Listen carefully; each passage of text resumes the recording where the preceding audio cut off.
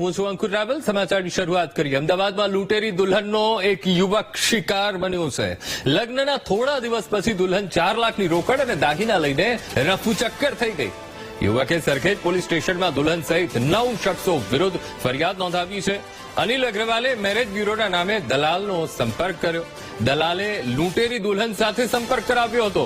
યુવતી સાથે લગ્ન થયા પછી યુવતીએ અસલી રંગ તેને દેખાડ્યો. ઝઘડો કરીને ભોગ બનનારને માનસિક ત્રાસ આપતી યુવતી ચોરી કરીને બનારસ ભાગી ગઈ છે.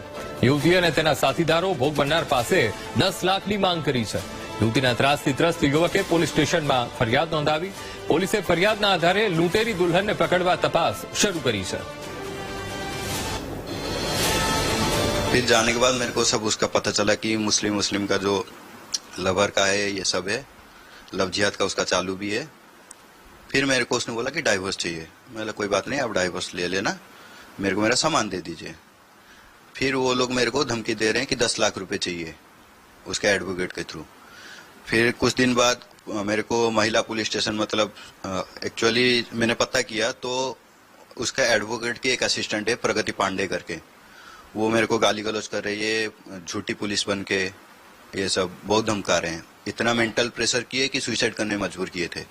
क्या क्या कह रहे हो? 10 लाख किस चीज के मांग रहे हैं और कोई बोले हैं कि लड़की नाबालिग है, लेकिन मेरे को जो डॉक्यूमेंट दिया गया उसमें 21 साल है और वो बोले हैं कि लड़की 17 साल है. तो उस वजह से आपका शादी वैलिड नहीं है, आपको पोस्को में डाल देंगे, गैंग रेप में डाल देंगे.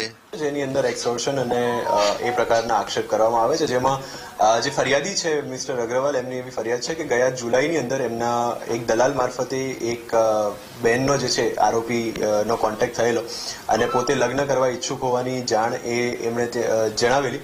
ત્યારબાદ આ ફરિયાદી જે છે એ એમના પરિવાર સાથે બનારસ ગયેલા. ત્યાં સામેવાળી જે છોકરી છે એને અને એના પરિવાર સાથે મુલાકાત થઈ. તાત્કાલિક લગ્ન ગોઠવાયા અને અહીંયા અમદાવાદની અંદર જ એ લગ્ન કર્યા બાદ થોડાક જ સમયમાં જે એમના વાઇફ છે એ પોતે પાછા મારે વધારે ભણવું છે એમ કરી અને બનારસ ચાલ્યા ગયા. ત્યારબાદ ફરિયાદીએ અવારનવાર એમનો સંપર્ક કરતા એમણે જણાવ્યું કે મારે હવે પાછું નથી આવવું અને તમારે જો ડિવોર્સ કરવા હોય તો મને 10 લાખ રૂપિયા જેટલીની માગણી જે છે એ આરોપી દ્વારા કરવામાં આવી. નવસારી